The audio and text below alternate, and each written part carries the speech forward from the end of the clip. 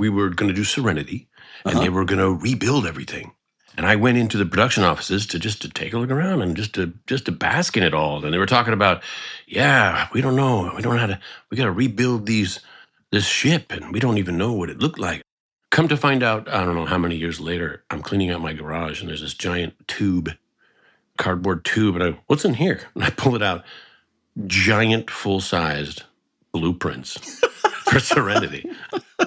I had the blueprints of the spaceship. So when they were saying, we can't find the blueprints, we don't know how to do this. They're talking exactly to the guy who had them. And I just shrugged and said, what are you going to do? Once we were spacemen.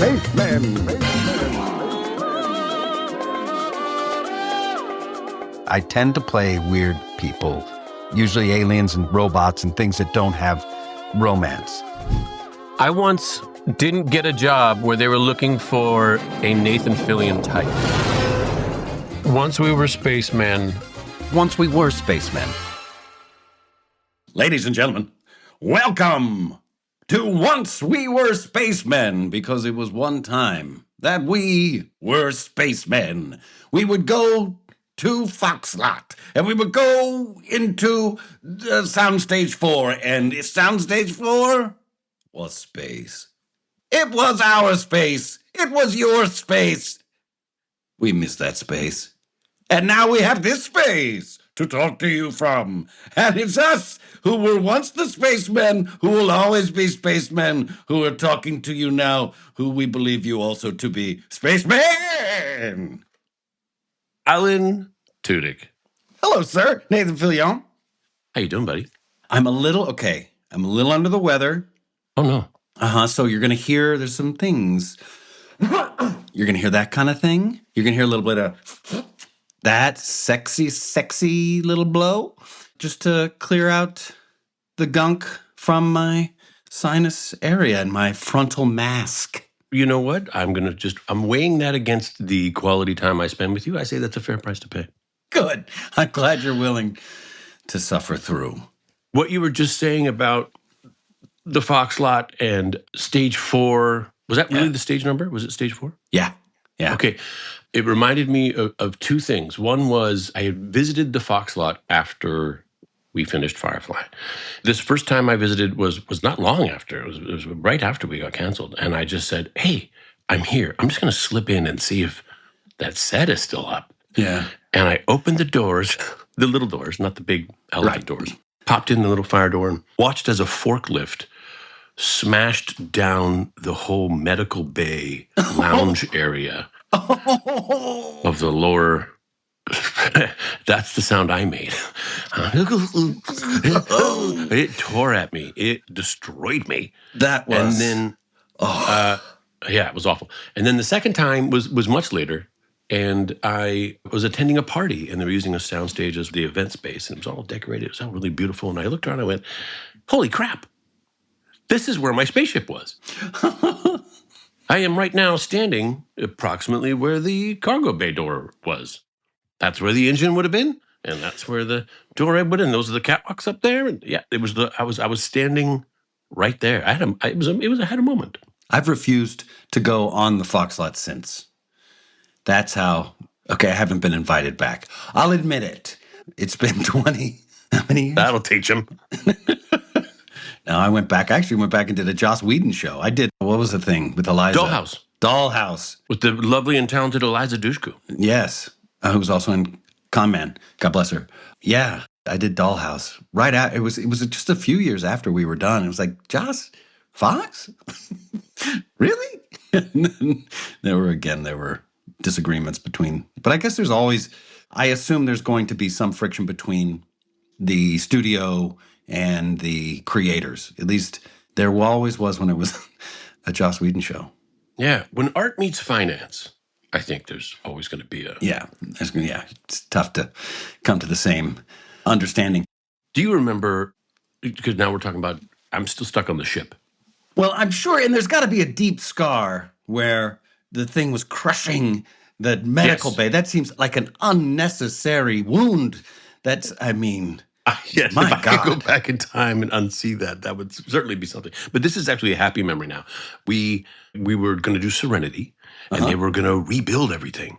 And I went into the production offices to take a look around and just to bask in it all. And they were talking about, yeah, we don't know, we don't know how to, we got to rebuild this ship, and we don't even know what it looked like. I said, oh, I took a ton of photos of a bunch of old plans and stuff when we did the pilot.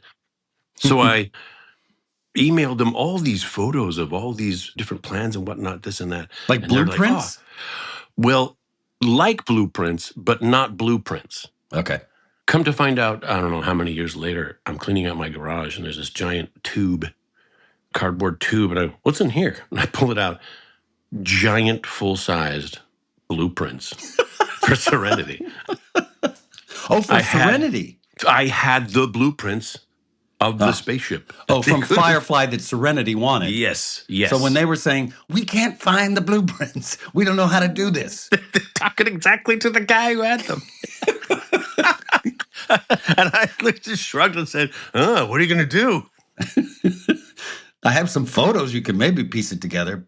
Is that how they pieced it together, though, from your photos? Yeah, my photos played a part in there. The Serenity spaceship was far more, I think, detailed, and a lot more budget went into it and whatnot. But when they were building the actual ship, I went into the bridge for the first time, and I looked around. They said, what do you think? And I was, oh my gosh, I was beside myself. And I looked all around. I sat in Wash's pilot chair, and I looked around, and I looked up and I said, you're going to need 3 switches right up here. He said, what? I said, every time Alan does something in this chair, he starts with click, click, click. These 3 switches up here. He's going to need those. And they said, okay, yeah, we can do that. Right here? I said, yeah, right there. And then I was there the first time you got on the bridge, and I got to watch you and see your impression of it. And you went, whoa, you were just like me. You did exactly everything I did. You were like, oh, yeah, look at this. Oh, and you got to this, to this. You sat in your chair. You kind of bounced in it a second. You went, yeah. You grabbed the yoke. You went, oh, yeah. You looked up. You went, click, click, click. You just did. Yeah, those are that would be like the Alexa of, sorry if I just set off anybody's that word. Hey, my name is Denise. By saying that, does that still happen? I guess that could possibly happen. It does. It does. So that would be like the click, click, click. All right, spaceship Serenity, get ready. Something's about to happen. It needed that shift in clicking before, and it could be, either way. A little tickle to get things started. Yeah. A story that you've told many times at conventions that maybe somebody listening to this right now has not heard, though, is what did you take from the Firefly set? And yours, I think we've all taken something. Your story, I think, is the best. It's not a contest, Nathan. Look, yes, I win the contest, but it shouldn't. We're friends. We don't need to compete like that. I'm glad. Yeah. But yeah, totally won on what I took. Although I don't have it anymore because what I took was the switch from Out of Gas, which was many of the cast's favorite episode, written by Tim Minear, I believe.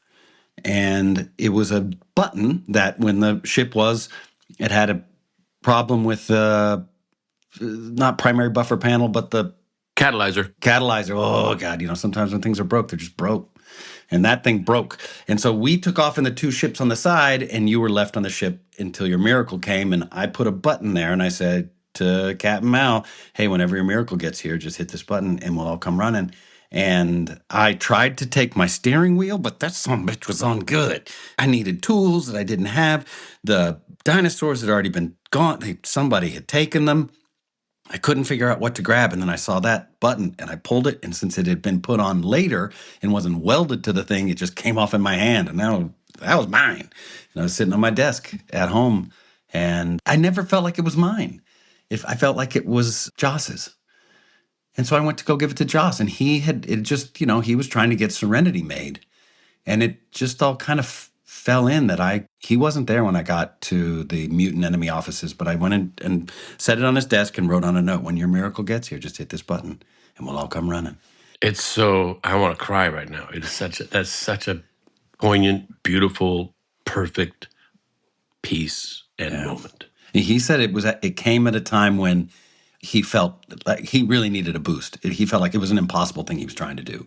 He felt like nobody even cared, or I don't even remember why he felt down about it, but he said that it made a difference. So that's nice. Mm. Mm. Yeah. I didn't tell him how much it cost. I still have got to get that. I mean, that wasn't for free. I say gift. Do you know what I could have gifted made it, on but eBay with this? Good God, cashola, baby. That's a piece of history right there. Have you ever looked on eBay and seen how many forged autographs? Oh, no. Your face tells me no. I've looked on eBay. I can look at my autograph and say, I signed that. Yeah. Or I clearly did not sign that. Yes. I think literally anyone could with a side-by-side comparison. But there's like a ton of stuff over there on eBay. Wow. That people are clearly forging our autographs. Yours, not so tough. Mine is flowing and beautiful. Yeah, and it's Work very, of art. yeah. Yeah. Yours is like a crayon in the left hand, Yeah. grabbed with a fist. Of a 3-year-old. Yeah, that's mine. So anybody out there who has a 3-year-old who's not left-handed, you can sign like me. Make bank on eBay. You know, there's some people, some actors who have different signatures. Like if you hassle them in an airport, they have an airport signature, which is not their signature. I So do be this. like, yeah, you do this. Yeah. So they have the not signature.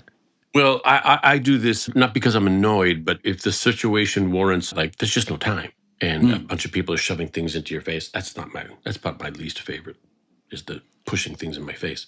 I'll keep it at an arm's length, and I'll initial. Oh, okay. I just initial. Okay.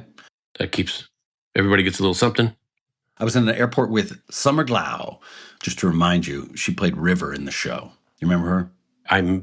Keep talking, and if it rings a bell, I'll let you know. She's like crazy all the time, cutting people up, and I couldn't.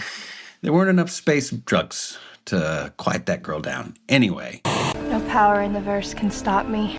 what was I saying? Oh yeah, I was in an airport with Summer, and this woman comes up and she's like, "Could you sign this for me?" And she goes, "I don't sign in airports. It's just I can't." And she stood right with her and she said, "My child she had some big story." And she's like, "I'm sorry, I really can't." And she wouldn't leave her alone. It was crazy. I don't know what her deal was. Let's end this story.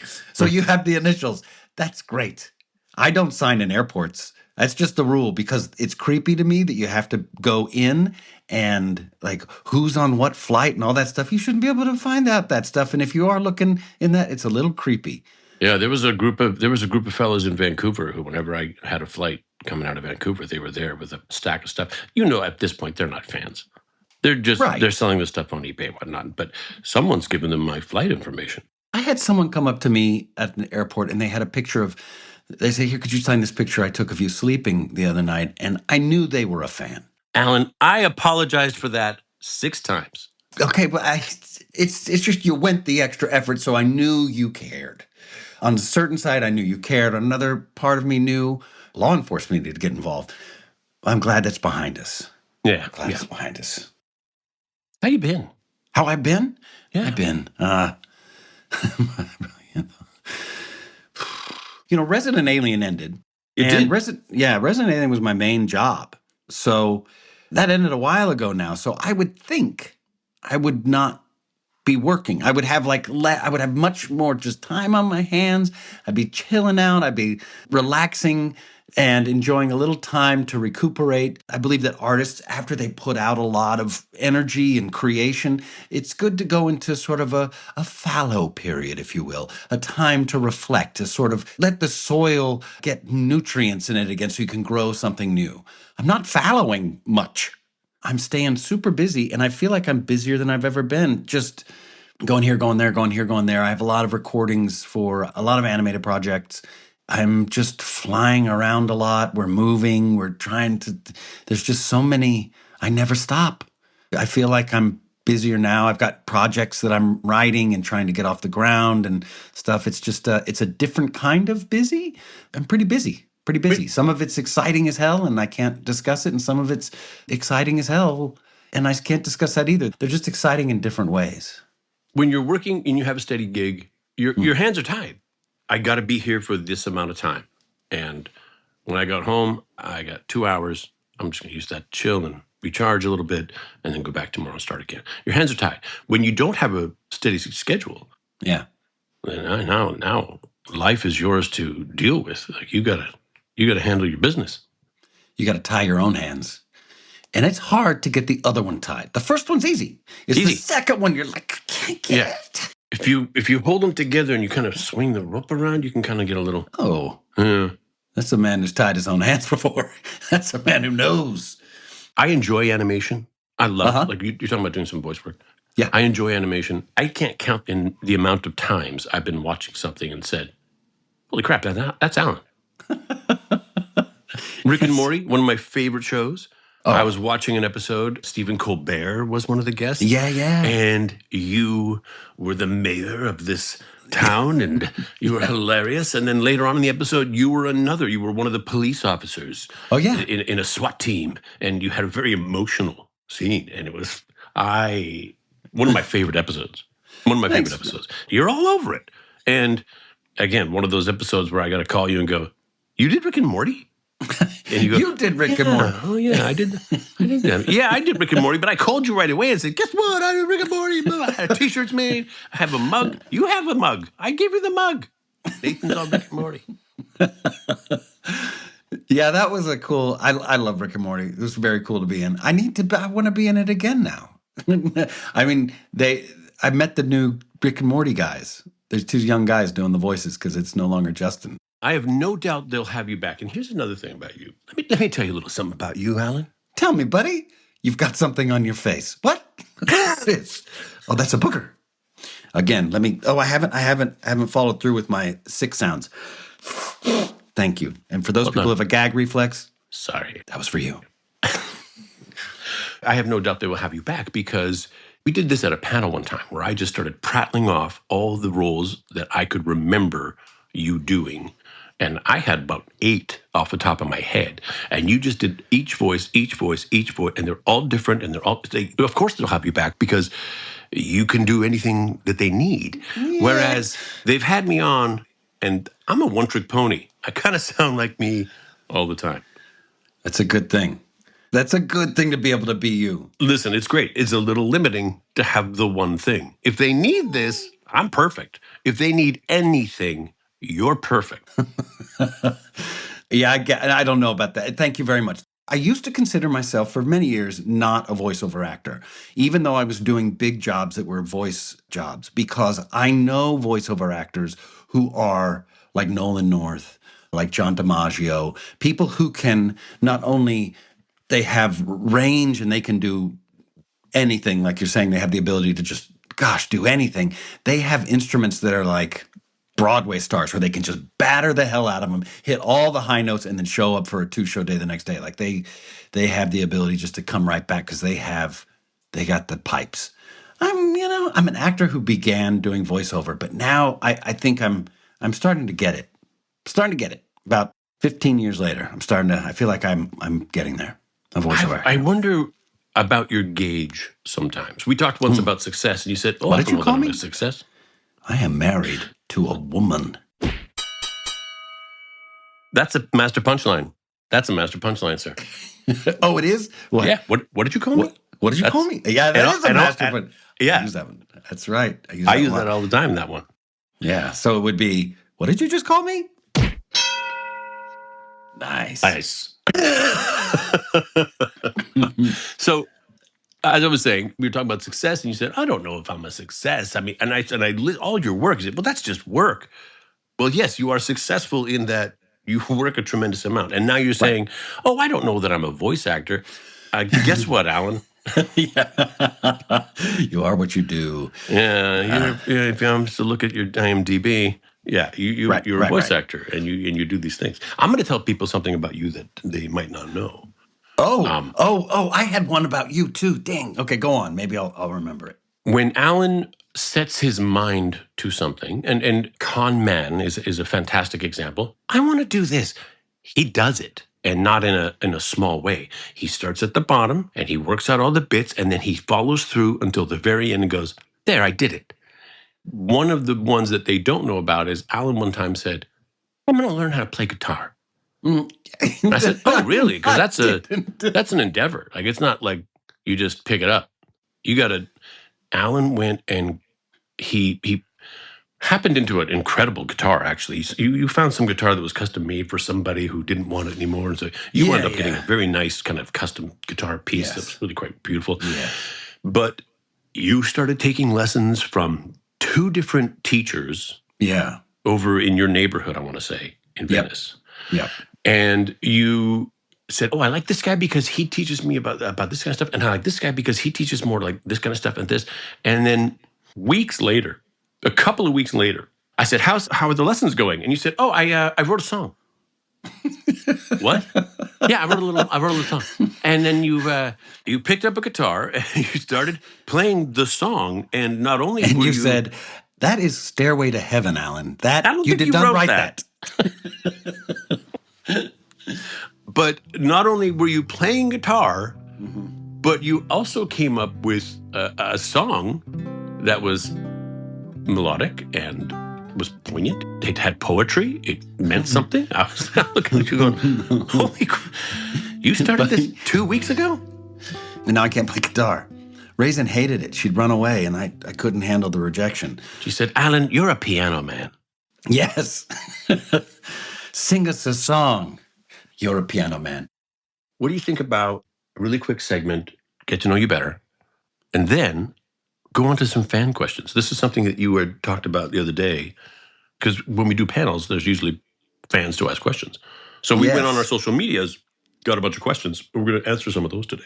Great. But before we do that, would you like to do a little Let's Get to Know You Better? Oh, yeah. Yes. Let's do that. Buddy. Play that song. I know you and you know me. Let's get to know you better. All right. Would you like to start, Alan? Okay, I'll start. Or no, I started last. You start. Okay, last time you had like it was a harrowing story. I tried to dig a little deeper this time and said just to get something with a little more juice, a little more meat. I tried to get away from stories of murder. So okay. I'm all right. So great. With that episode and this episode, I think we'll achieve some balance. All right. Okay, good. Listen to episode 12, Once We Came of Age, to hear Alan's story. My mother and my brother, my brother and I were children, conspired against me so that for Halloween, they tricked me into dressing like Raggedy Ann.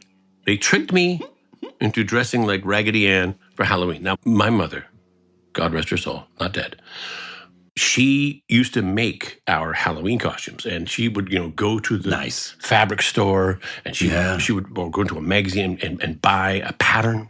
She had a sewing machine in the basement. And she would buy all the fabrics, and she would make elaborate, like incredible costumes from patterns and sew them all together and stiffeners. We were Donald Duck. We were Donald Ducks one year. Mm. We were Mickey Mouses one year. But this was early in the Halloween career. Mm-hmm. My mother took my brother aside and said, hey, I'm going to say, hey, what do you want to be for Halloween? You can be Raggedy Ann or you can be Raggedy Andy. And I want you to say, I want to be Raggedy Ann. And my brother said, no way. She goes, no. Just say it and don't worry about it. So later on when they were in front of me, I'm just a little kid. My mother says, hey, what do you guys want? Jeff, do you want to be Raggedy Ann or do you want to be Raggedy Andy? He goes, I want to be Raggedy Ann. I said, I want to be Raggedy Ann, because that's what brothers do. And my mother did this thing where she said, okay, Jeff, we should really let him be Raggedy Ann because he's in it. And I thought I was like, yeah, I had no idea what we were talking about. I don't know who that is. So she made some costumes, and there's Raggedy Andy, and I'm Raggedy Ann. And no. Yeah. She followed through with it. Oh, yeah. Man, she had a gangster. Plan. Yeah. And I learned something that day, Alan, that Halloween day in early 70s, mid-70s. I learned never to trust my mother and brother. Those diabolical. Yeah. I think that's family fair. will always screw you. Did they openly laugh at you? Or did they go along with it and it was something... I don't know that they were openly laughing. I mean, listen, if you go back and look at the photos from our family albums, it's super cute and it's an amazing story, but how dare you? I always wanted a daughter. Oh. I'm so screwed up, Alan. It's didn't. To this day, I can't date women with yarn hair. Yeah, so I think the following year, she wanted to do Mickey Mouse and Minnie Mouse, and they tried the same trick, and I was not to be fooled. So there was 2 Mickey Mouses that year, and there was 2 Donald Ducks the next year. That was not working anymore, that little trick. Wow. Yes, I did not know that about you. I did not know that about you. That is a fact. I think I have the photos to back that up. I know I do. All right, here's my thing. Okay. I love laughter. I like comedy. I like laughter. But there are 2 laughs. And like there's a couple in another category, like 3 and 4, that are a little concerning. But there are 2 laughs I do not accept as laughter. Okay. Now, 2 types of laugh that I find offensive. One very offensive and one just, okay. One of them, I call it the XKS laugh, which is when people go... Okay. That laugh is all about you. That's about the person making the sound saying, look at me, look at me, look at me. It's sort of a snide laugh. It's like, well, I guess I'm going to laugh. I see what you did there, and everybody look at me, look at me, look at me. I'm commenting on what you just did that is supposed to make me laugh. And I'll give you this laugh. Now, I know that seems a little snooty. I get it. But dang it, it is not a laugh. It's not a genuine, joyful laugh. It's got an opinion, and I don't like it. It's been put on. It's been put on, and I don't like it, and it's very much like, look at me, look at me, look at me. The other one, and this one, man, it's... That is a hiss. That is, you've heard boo hiss? That's a full-on hiss. That's a... It will... If done in a theater setting or in an audience, somebody does that, it will quiet other laughter. It's a natural thing that people stop laughing. Because I've heard it happen, and it is offensive. It is like you might as well just go ahead and say boo. And like let everybody know where you're living. Don't hide behind your little It's snide. It's rude. And I don't appreciate it. This is something that you clearly think about. I've experienced it. The S one is really hard. That one's hard because I've seen it. I've been in theater settings where it's killed laughs. And it's just like, you're ruining this. You're ruining it. I don't know that I've had any experience with that second laugh. I do know what you're talking about with that first laugh. I've never quantified it. But you're right. I don't think it's not about the joke. It's not about sharing in the laughter. You know what I find often is some of them will say, that's funny. Yep. It's like, hey, thanks, but how about just you, rather than tell me, you just maybe chuckle a bit. That's the other category. Those are the other 2. One of them is, that's funny. And you'll get it a lot from comics, because comics do it with one another because they're craftsmen, and they think about the jokes as, I don't know, as work or something, where they can be like, no, that's funny. That's funny. From a place of authority or something. And, I don't know. If you're in a room and you're writing jokes with somebody or something and you're exchanging this punchline for that punchline, oh, that one's funny. That one's funnier. I get it, where it's taken out of context and it just becomes a thing and not the actual story. But for somebody to just go, that's funny, it really comes off as snotty. Again, I'm talking about my mother, and you know my mom. We've talked about this before. You and she get along very well. She's very funny. My running gag with my mom is when she's funny, I'll say, "Oh, Mom, that was really funny." Like I'm super surprised, and her answer is always, "I'm very funny." I'm resentful that you would say that. I'm very. She's appropriate response. She makes me laugh a great deal. Yeah, she is very funny. And then the other within that same, because there's one more. I have a lot of gripes, evidently, about laughter. I have a lot of opinions. LOL, of course. For somebody to say, oh, LOL. That is, no, you're not LOLing. That is not laugh out loud. If laugh out loud is you actually have a laugh out loud. That is some kind of spectator standing beside their life doing asides. They're like it's like a restoration comedy where they turn to the audience and go, well, that is the kind of thing. Like they're not actually involved in their life. They're just going, LOL. That isn't a laugh. Alan, I think because comedy's your business. You're a professional. I guess. Yeah. I have a lot of opinions about it. I love comedy. I think that's what it is. I love it. So I respect it. Yeah. And I do laugh a lot, when somebody does something that's, I feel it so deeply. When somebody's really funny, I love that. I love that feeling. I mean, I recognize the construction of humor. I there's knowledge I've garnered over time where I say, hey, this is the punchline.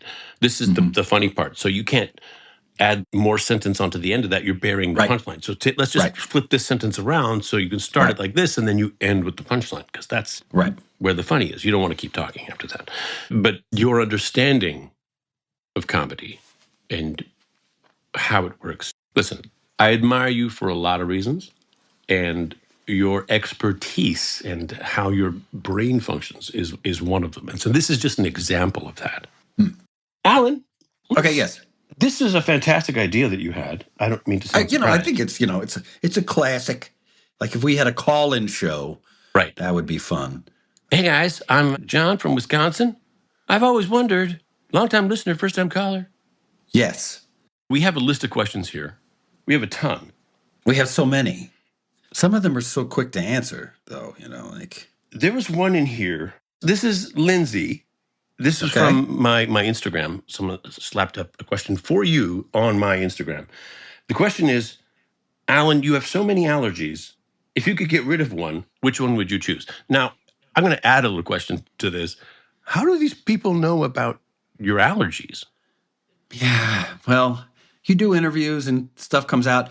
Recently, I started doing a podcast with my friend Nathan Fillion, and I seem to say all sorts of crap I wouldn't say in any interview. But since it's he and I talking, I just let it all spill. I remember you saying that you have like a sensitivity to dairy because we were talking about the Parmesan cheese thing. Right.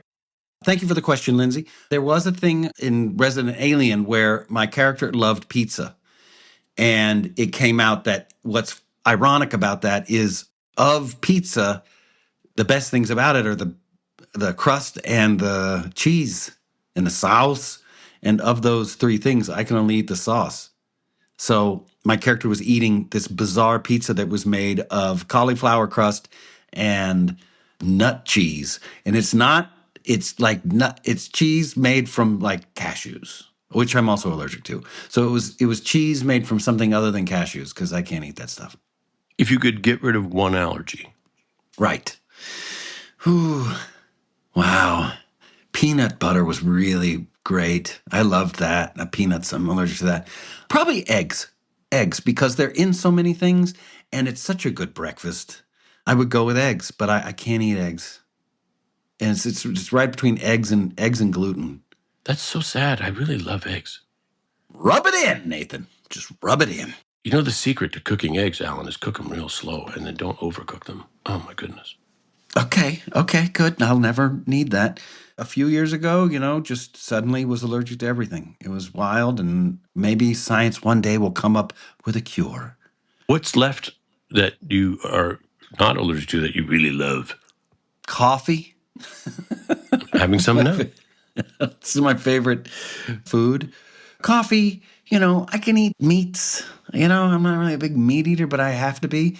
Gluten-free bread, that's the thing. Like gluten-free bread, they've managed to figure that out on so many levels. There is a pastry shop in Paris that does. It's a gluten-free pastry shop, and you come in, and there's a little concierge, and he's like, hello, bonjour, and he has a little, like a platter with him, and they've got all of these pastries laid out all over this shop, and you come around and you look at the ones, and it'll have it all listed out, like, they'll have it in French, and they'll have it in English also, like, we made this with oat flour, or a walnut flour, or this kind of thing, and they say all the ingredients of how they made the thing, and they make French pastries, which are, of course, very good. Before you remove the gluten, they figured out how to make them very good with the gluten.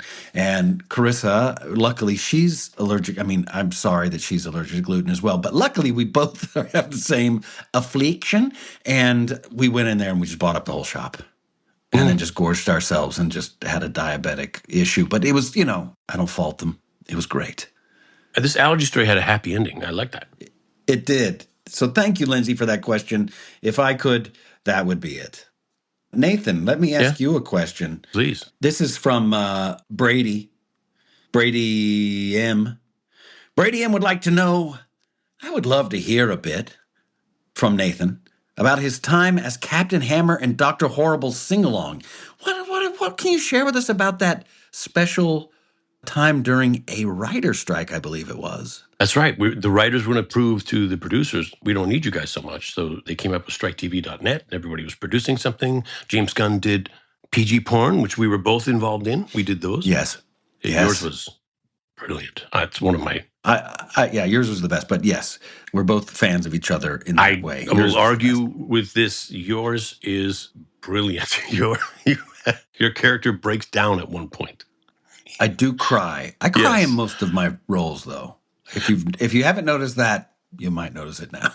There's a wonderful film where you have I don't want to say a cameo role because it seems integral, but he keeps coming back. You think he's gone, he comes back. It's called Premature, and it's one of these kind of high school coming of age. It is like Groundhog's Day, but with premature ejaculation. Yes. So imagine that pitch meeting. Kind of teeny bopper humor, but Groundhog's Day where the day keeps resetting. But you have a role in there as the college counselor. Yes. That piece that you did in that, I show that to people. I do. I show that is one of, I love Tucker and Dale versus Evil. Your work in that was incredible. And this is another piece that you've done that I'm such a huge fan. Anyway. Nathan, you're very generous. You've just mentioned two of my movies and how much you loved my roles in them. Yeah. This question is about you and your role. What was the question? And can I just say, you're wonderful in this. So I can just try to equalize this a little bit. Dr. Horrible, sing-along blog. Right. That was so much fun because when I first started out in the industry, I kind of had a hope and a dream as to what it would be like, and I was way off base. I wished it was like, hey, I got an idea. Let's make this. And then it was a bunch of friends get together, and I got some costumes we can use, and we can use this old barn for a stage, and that would be a bunch of friends having good times and laughing and having fun. And not all jobs are like that, Alan. Not all jobs are like that. No. It's quite They're different. Rarely like that. Exactly. But Dr. Horrible was exactly that. It was everybody pulling together to make this thing on a shoestring budget with, little to no permits. And we lost the light at one point for this outdoor shot. And a couple people just held up their iPhones for lighting Neil Patrick Harris's face as he's just griping down the street. And I mean, that's how we did it. It was guerrilla filmmaking, if you will. But with Joss Whedon and you and Neil Patrick, it's so cool to have. Yeah, those are some good gorillas to have when this will be great. Around. And it was great. And I remember we did a scene where I had a little bit of a stunt where I was standing on top of a van that's careening down the street. Lay back, everyone, nothing here to see.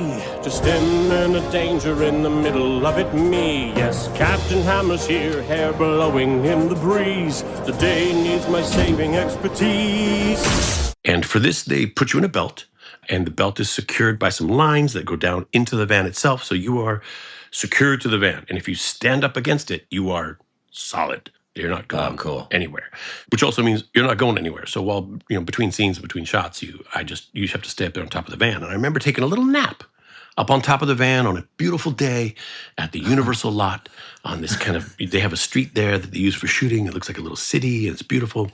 He used the lot. So I know Joss did this on his own dime. Yeah. So he paid for the lot. Use of the lot. That's where we were. We were at the Universal lot on their little like a New York street of sorts. Not cheap. I don't think it was even a week later, I was getting on a plane at the Burbank airport. And as we're taking off, I look out the left side of the plane towards the south, towards Universal Studios, to billowing black smoke. Mm-hmm. There was a fire. And I think the King Kong ride had an incident and it burned down. And that's the back end of the King Kong ride was... the King Kong portion of the tram ride had burned down, and that burned down New York Street. So we were the last thing to film on that New York Street before they had a tremendous fire. Love started that fire. It's the heat. Not the beast. It was whatever that last line is in that King Kong movie. The line is, it wasn't the airplanes. It was beauty that killed the beast. That's my little tidbit of Dr. Horrible. I had a lovely time. I met some really wonderful, wonderful people on that I'm friends with to this day. Felicia Day also, I didn't mention her earlier, in the great gorillas. Top gorillas of all time. It was so very cool. And it Hollywood then like woke up and went, oh, somebody finally figured out how to make money on the internet. Because that's how long ago it was. That somebody was Felicia Day. She had a whole thing out there on the internet. And I remember Joss going to her saying, so what do we do next? What's your opinion about this? And because she'd done it all. Really? Yeah, she'd done it all. Wow. Alan? Yes. Poster Cheyenne wants to know, how do actors smoke in films? Are they using real cigarettes or are they using fake cigarettes? That's a great question, Cheyenne. They're real. They're not real. It depends. I did a movie called Trumbo where there were some actors who decided to smoke their own cigarettes. And heck, I've smoked my own cigarettes in a little movie called 28 Days with Sandra Bullock. And I learned in that movie, don't smoke cigarettes if you can avoid it, because the continuity of cigarettes, like when you're filmmaking, you do a wide shot and a closer shot and a close shot and an angle from over there and an angle from over there, and you're in many shots. And so you can be spending 4 hours on one little 1.5 minute scene. You're going to smoke that same cigarette for 4 hours. So if you're taking a drag, you're going to be taking a drag for 4 hours and you make yourself sick. And the way that cigarettes work, nicotine, it's a drug. You just flood your system with nicotine, you feel sick, and then you want more cigarettes. So in 28 days, I have almost quit. And I was down to so few cigarettes, and then I did that scene, and I was like, back on, baby. I smoked in Resident Alien the last season. I played a different alien who smoked, and they give you these herbal cigarettes that you smoke that don't have any nicotine in them. They have marshmallow or something. It stinks. It really stinks. It smells like, I don't know, like a garbage fire. And you have to inhale them. And if I would jog after doing that, my lungs hurt. So you're still inhaling smoke. It's not good for you. No. But it doesn't make you addicted is the positive thing. So if you can avoid it, don't do it. If you're an actor out there who's thinking, it'd be really cool if I smoked here, be careful. You might regret it. That's what I say. Those are Hollywood secrets. Hollywood secrets. Brad Pitt often eats in scenes. And if you're Yes. like eating an apple, I don't know if you've ever had 6 apples, but it's rough on the Get a bit system. gassy. Yeah. Nobody wants, even Brad Pitt, It's the pits. Honey! It's the pits. He's farting up the set. I have worked out a little trick for eating on camera where I'll, get like a spoonful of food, a forkful of something, and go to eat it right before I say something, and then so that it looks like my action was interrupted by a line. I'll time it in such a way, and then somebody else says something, and when it cuts back to me, I'm chewing. I'm pretending to chew. So I never actually eat anything. And then the food on the plate in the prop department, it doesn't have to be reset. Because if you do eat, you got to come back in and reset the food and make sure your bite has been replaced. Yeah. That kind of thing. I give him something to do. Yeah, I wish I had said when you said it was the pits, I would have said the poots. Even Brad Pitt, that's the pits. Actually, it's the poots, Nathan. I have another question here. I know it's your turn, Yes. but I'm going to go again. This is Amanda. Amanda? Do you ever argue What? between the two of us about who's funnier? The answer? No. Alan? No. You're funnier. I acquiesce. Nathan. Listen, I'm super You're funny. funnier. I'll be the Listen first to to tell me. you. This is not true. This is Alan, not true. Alan says listen when he's buying time to figure out what he's going to say next. Look, listen. And Alan, I've stolen this. I know I've stolen this because I've listened to this podcast and I've done it many times just for recorded. I know I do it. I do it in real life. When I realized that's what you were doing, I said, that's actually a great way to buy some time. Tell them to listen. Listen. Look, Listen. Well, that's very generous. I say the same of you, and Joss Whedon would back me up that it is you. I got people on my side. This is you being modest. It serves no one, Alan. No one's going to believe you. So Case in point, you stop just made me laugh. patronizing All right, me. so I get to now ask a question. Yes. Here we go. Nathan, Trissa. Not. I know you're thinking of Trissa 26. This is from Trissa 24. Oh, thank you. Yeah. Yeah. No, this is Trissa 24. I'm going to do a total Trissa. This is how she talks. Nathan, any fun stories? Isn't that a perfect Trissa 24? It's like listening to a mirror of that Triss is looking into. Looking in that you're listening to. Yeah. Nathan, any fun stories to share from your time on Buffy? Oh my gosh. I'm so glad you asked. Is Trissa like a little old lady who's like gripping a walker? I want to get her a chair and say, please sit down while I regale you with this story. I'm scared you're going to fall. Sorry, Trissa. That wasn't your voice. I apologize. That was just me and some hijinks. Nathan? The highest. You want to answer about Buffy? The highest of jinx. I'll tell you this. When I think about my time on Buffy, there was this big old fight scene that we had to do. And we had filmed all the bits with Sarah Michelle Gellar. I mean, she worked very hard on that show, so I think the idea was to film all her bits and then wrap it up for her and let her go home. So she left, and it was me and her stunt double, who was a petite little lady, very small. Who would do like all her off camera for her? Not her off camera, her stunt double. This was her stunts. So she was very small, but very athletic, really like a solid little gymnast lady. And they said, all right, we need you to kind of grab her by the torso here and then slam her up against the roof with one hand. And I said, oh, I don't know that I can. And then I picked this lady up and I said, oh yeah, I can do that. Yes, I can do that. They had this low ceiling and she was little. And I spent the evening throwing this lady around the room, throwing her into that wall, slam her up into the ceiling, drop her over to the thing. And she just would bounce off things and pop right up. And it was like, when you go to a family gathering and there's the swimming pool and all the kids like, throw me in the pool. Oh, yeah. And you throw the kid in the pool. It was that, but throwing her into, make-believe brick walls, yeah. Oh, that is, yeah. Some people are made of different stuff, man. They are truly just, and they love it. They love it. Alan. Yes? Oswiz wants to know, of all the roles you've played, which comes closest to who you are in real life? Wash. Easy answer. Thanks, Oswiz. And that's why I like Wash so much. I did a rewatch of Firefly last year with my wife. First time her and I watched it together. And I love it more than I did back when we made it. I'll admit I had some issues when we were making it. I loved the show. I liked working on it, but I was like, what's this Chinese stuff? I have to have Chinese. Well, you've mentioned this, yeah. You've mentioned. I have, yeah. And when I watched it, we absolutely had to have Chinese, and it was awesome. So that's a lesson in humility, Alan. That's also a marker of your growth, kind of looking back and saying, oh, how wrong I was. Speaking of growth, Doctor, would you take a look at this? That is not right. This please is the one, don't show me that. It's the one that I showed you before. It was the one I showed you before, but it's right. It's still now changing. It's crusting over. Yeah. That's what I thought was. Does it have teeth? I think it's a twin. That's a girl. I think it's a twin. Oh, I see. I think you've got a joined. You've absorbed something. Ugh. Well, it's slowly working its way out.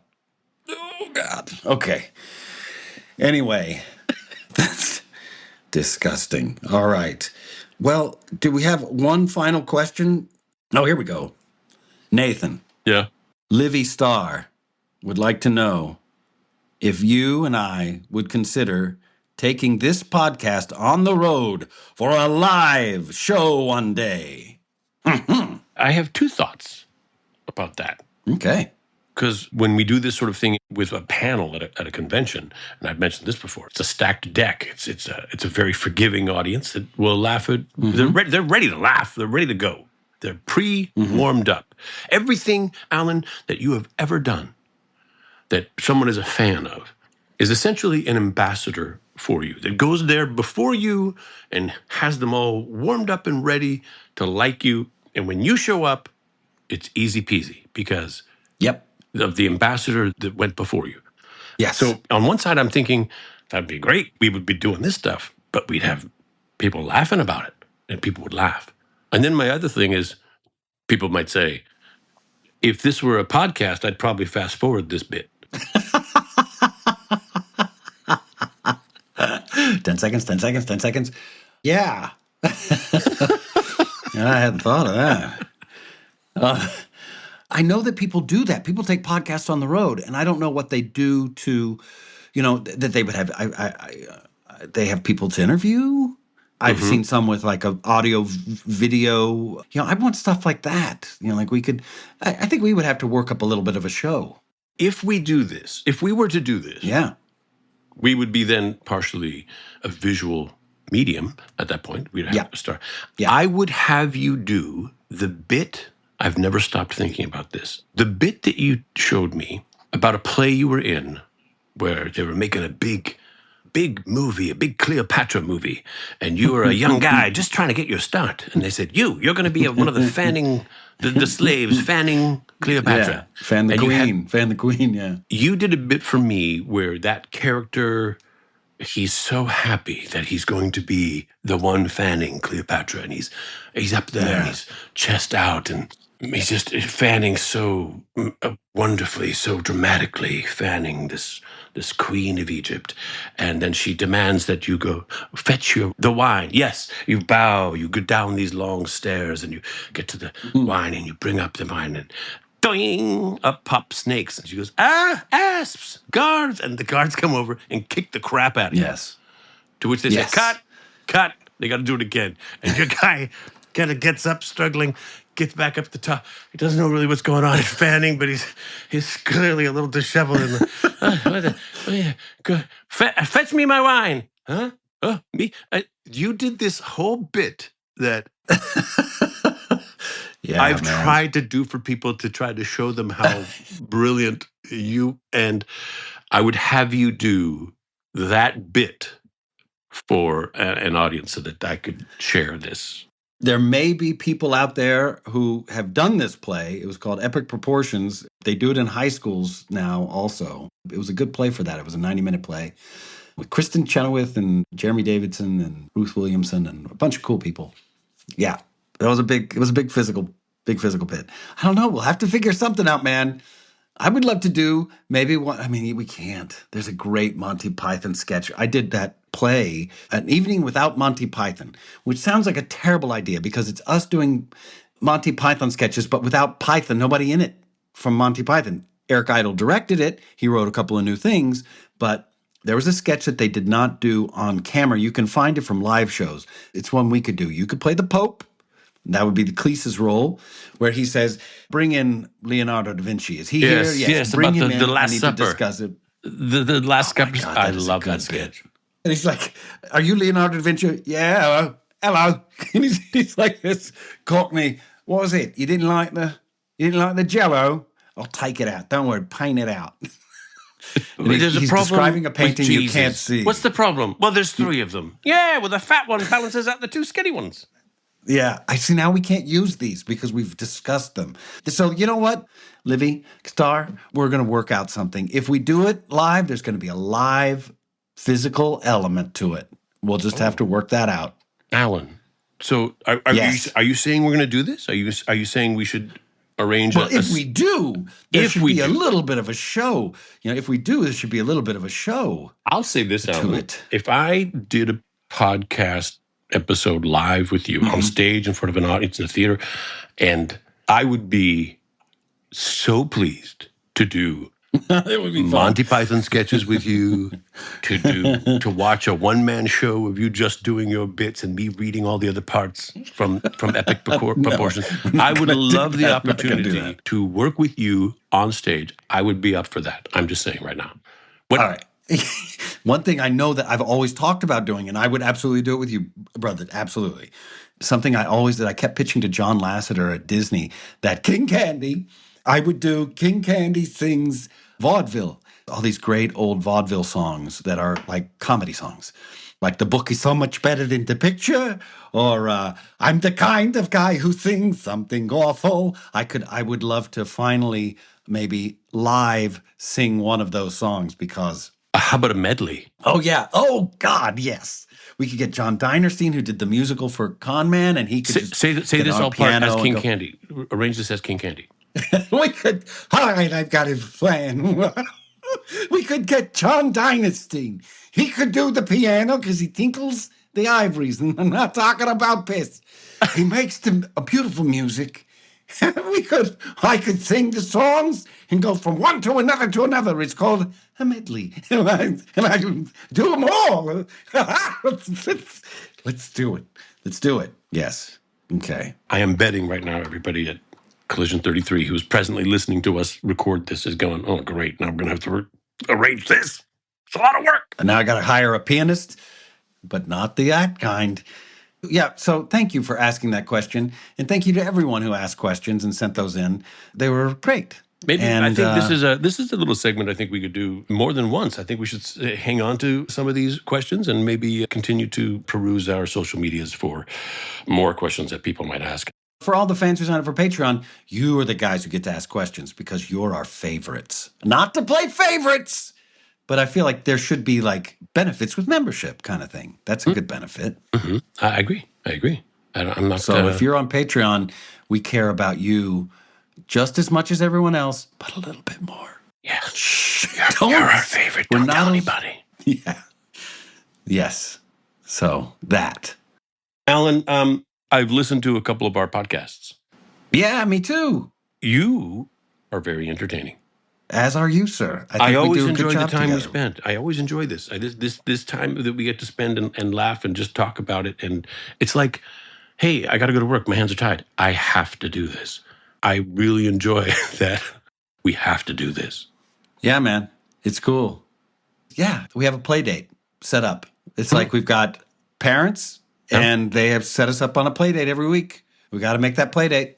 Just send us into a little too rambunctious playpen of some kind just to burn us out a little bit. Yeah, yeah. Work off some of that peanut butter.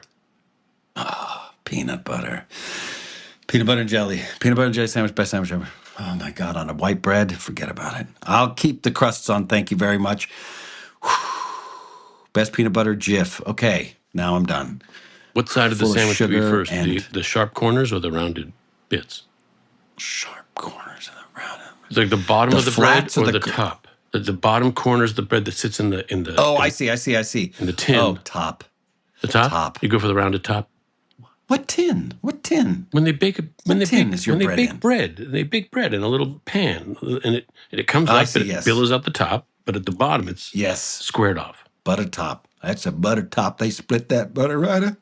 Sweet Jiminy, right up the crack. They spread it in the butter. That makes it salty tasty. God dang. One day, the science will catch up, and we're going to cure all these food allergies. Till then, I'll just enjoy those sandwiches and describe them to you. Yes, thank you. Thank you very much. Oh, my God, thank you for listening. You just bless your heart. You know what? If you haven't yet, why don't you head on over to our Patreon? You're going to get some bonus content. That's extra content. They're longer episodes. There's more there. You know what's better than less? More. You also get a chance to get your hands on some incredible crap. The kinds you don't need to wash off after you're done. And if you love the show, please leave us a review and tell your friends. Once We Were Spacemen is a Collision 33 production. The hell that is. The show's produced by Michelle Chapman, Siobhan Holman, oh yeah, and Josh Levy. I wear them jeans. He is of Collision 33. It's all starting to make sense. It's edited and mixed and produced by Resonant Recordings with special thanks to Courtney Blomquist and Adam Townsell. Our theme music's done by Carlos Sosa. The Groove Line Horns guy? Yeah! And Joshua Moore. Artwork is done by Louis Jensen. Until next time, I swear to God, I love you. No, you're not LOLing.